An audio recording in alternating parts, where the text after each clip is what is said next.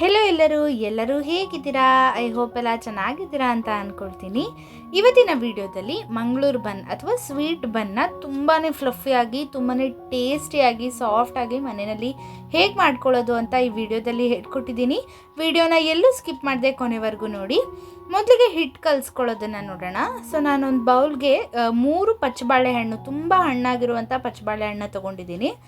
ಇದನ್ನು ಕೈನಲ್ಲಿ ಚೆನ್ನಾಗಿ ಕಿವುಚ್ಕೊಳ್ಳಿ. ಅಕಸ್ಮಾತ್ ಕಿವುಚ್ಲಿಕ್ಕೆ ಆಗಲಿಲ್ಲ ಅಂದರೆ ನೀವು ಇದನ್ನು ಮಿಕ್ಸಿ ಸಹ ಮಾಡಿಕೊಂಡು ಹಾಕ್ಕೊಳ್ಬೋದು. ಇದನ್ನು ಕೈಯಲ್ಲಿ ಚೆನ್ನಾಗಿ ಕಿವುಚ್ಕೊಂಡಾದ ನಂತರ ನಾನೊಂದು ವಿಸ್ಕರ್ನಲ್ಲಿ ಇದನ್ನು ಚೆನ್ನಾಗಿ ಒಂದು 5 ನಿಮಿಷ ಇದನ್ನು ವಿಸ್ಕ್ ಮಾಡ್ಕೊಂಡಿದ್ದೀನಿ. ಗಟ್ಟಿ ಇರೋದೆಲ್ಲ ಇನ್ನೂ ಸ್ವಲ್ಪ ಮೆತ್ತಗಾಗಲಿ ಅಂತ. ನಂತರ ಇದಕ್ಕೆ ನಾನು ಒಂದು 1/4 ಕಪ್ನಷ್ಟು ಅಂದರೆ ಒಂದು ಸಣ್ಣ ಬೌಲ್ನಷ್ಟು ಮೊಸರು ಹಾಕ್ಕೊಂಡಿದ್ದೀನಿ. ಇದಕ್ಕೆ ನೀರು ಏನು ಬಳಸೋದಿಲ್ಲ, ಅದಕ್ಕಾಗಿ ಮೊಸರನ್ನ ಸ್ವಲ್ಪ ಜಾಸ್ತಿ ಹಾಕ್ಕೊಂಡಿದ್ದೀನಿ. ಮೊಸರನ್ನ ಹಾಕಿಬಿಟ್ಟು ಇದನ್ನು ಮತ್ತೆ ವಿಸ್ಕರ್ನಲ್ಲಿ ಎಲ್ಲ ಚೆನ್ನಾಗಿ ಹೊಂದ್ಕೊಳ್ಳೋ ಥರ ಇದನ್ನು ನೀಟಾಗಿ ಬೀಟ್ ಮಾಡ್ಕೊಳ್ಬೇಕು.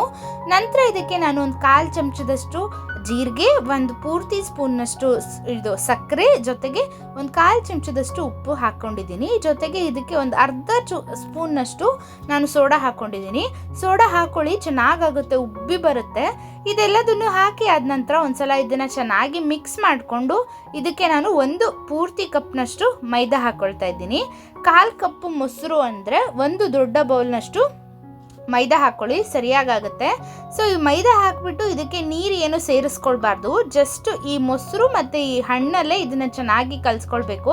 ಇದು ನೀರೇನು ತಗೊಳ್ಳೋದಿಲ್ಲ, ಹಾಕ್ಕೊಳ್ಳೋಕ್ಕೆ ಇದೇನು ಹದ ಬರೋದಿಲ್ಲ. ಸೊ ಅದಕ್ಕಾಗಿ ಇದನ್ನು ಜಸ್ಟ್ ಇದಿಷ್ಟರಲ್ಲೇ ಚೆನ್ನಾಗಿ ಕಲಿಸ್ಕೊಂಡಾದ ನಂತರ ಇದಕ್ಕೆ ನಾನು 1 ಸ್ಪೂನ್ನಷ್ಟು ಎಣ್ಣೆ ಹಾಕಿಬಿಟ್ಟು ಇದನ್ನು ಸುಮಾರು ಒಂದು 5 ರಿಂದ 6 ಗಂಟೆನಾದರೂ ನೆನೆಲಿಕ್ಕೆ ಇಡಬೇಕು. ನೀವು ನೆನೆಸ್ದಲೇ ಹಾಗೆ ಮಾಡ್ತೀನಿ ಅಂತ ಅಂದರೆ ಬನ್ನು ಉಬ್ಬೋದೇ ಇಲ್ಲ, ಅದಕ್ಕಾಗಿ ಇದನ್ನು ಚೆನ್ನಾಗಿ ನೆನೆಲಿಕ್ಕೆ ಇಡಬೇಕು. ನಾನು ಇದನ್ನು ಸುಮಾರು ಒಂದು 5 ರಿಂದ 6 ಗಂಟೆಗಳ ಕಾಲ ನೆನೆಲಿಕ್ಕೆ ಇಟ್ಟಿದ್ದೆ. ನೀವಿಲ್ಲಿ ನೋಡ್ತಾ ಇರ್ಬೋದು ಎಷ್ಟು ಚೆನ್ನಾಗಿ ರೈಸ್ ಆಗಿದೆ, ಫರ್ಮೆಂಟ್ ಆಗಿದೆ ಸ್ವಲ್ಪ. ಈ ರೀತಿ ಆದರೆ ಹಿಟ್ಟು ಚೆನ್ನಾಗಾಗಿದೆ ಅಂತ ಹೇಳಿ ಬನ್ಗಳು ತುಂಬ ಚೆನ್ನಾಗಿ ಬರುತ್ತೆ.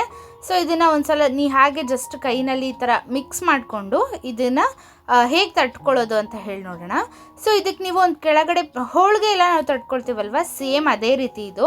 ನೀವು ಕೆಳಗಡೆ ಪ್ಲಾಸ್ಟಿಕ್ ಪೇಪರ್ನಲ್ಲಾದರೂ ಮಾಡ್ಕೊಳ್ಬೋದು. ಜಸ್ಟ್ ಇದನ್ನು ನಾನು ಈ ಥರ ತಟ್ಟೆನಲ್ಲಿ ಎಣ್ಣೆ ಹಾಕ್ಕೊಂಡ್ಬಿಟ್ಟು ಮಾಡ್ಕೊಂಡಿದ್ದೀನಿ ಅಷ್ಟೇ.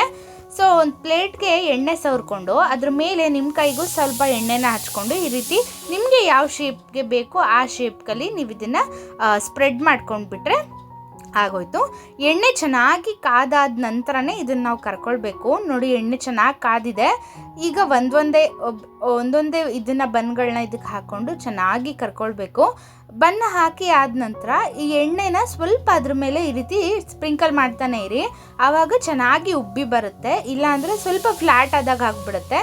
ಸೊ ಈ ರೀತಿ ಎಣ್ಣೆನ ಇದ್ರ ಮೇಲೆ ಸಿಮಿಕ್ಸ್ತಾನೆ ಇರಿ, ಅವಾಗ ಇನ್ನೂ ಚೆನ್ನಾಗಾಗುತ್ತೆ. ಸೊ ಎಣ್ಣೆಗೆ ಮಾತ್ರ ತುಂಬ ಕಾದಿರಬೇಕು. ನೀವು ಸಣ್ಣ ಉರಿನಲ್ಲಿ ಇಟ್ಕೊಂಡು ಮಾಡ್ತೀನಿ ಅಂದರೆ ತುಂಬ ಎಣ್ಣೆ ಕುಡಿದ್ಬಿಡುತ್ತೆ, ಚೆನ್ನಾಗಾಗೋದಿಲ್ಲ ಬನ್ನು. ಅದಕ್ಕಾಗಿ ಲೋ ಟು ಮೀಡಿಯಮ್ ಫ್ಲೇಮ್ನಲ್ಲಿ ಇಟ್ಕೊಂಡು ಇದನ್ನು ಚೆನ್ನಾಗಿ ಕುಕ್ ಮಾಡ್ಕೊಂಡ್ಬಿಟ್ರೆ ಫ್ಲಫಿ ಆಗಿರುವಂಥ ಸ್ವೀಟ್ ಬನ್ಸ್ ರೆಡಿ ಆಗಿಬಿಡುತ್ತೆ. ಸೊ ಇವಾಗ ಚಟ್ನಿ ಮಾಡೋದು ನೋಡ್ಕೊಳ್ಳೋಣ.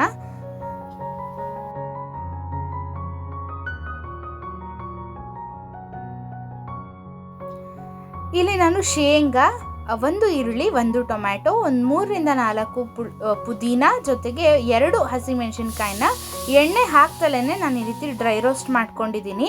ಇದೆಲ್ಲದನ್ನು ಮಿಕ್ಸಿ ಜಾರ್ಗೆ ಹಾಕ್ಕೊಂಡಾದ ನಂತರ ಇದಕ್ಕೆ ನಾನು 2 ಗಡ್ಡೆಯಷ್ಟು ಬೆಳ್ಳುಳ್ಳಿನ ಹಾಕ್ಕೊಂಡಿದ್ದೀನಿ. ಜೊತೆಗೆ ಇದಕ್ಕೆ ಒಂದು ಅರ್ಧ ಇಂಚ್ಗಿಂತ ಸ್ವಲ್ಪ ಜಾಸ್ತಿ ಇದಕ್ಕೆ ನಾನು ಹುಣಸೆ ಹಣ್ಣು ಹಾಕ್ಕೊಂಡಿದ್ದೀನಿ.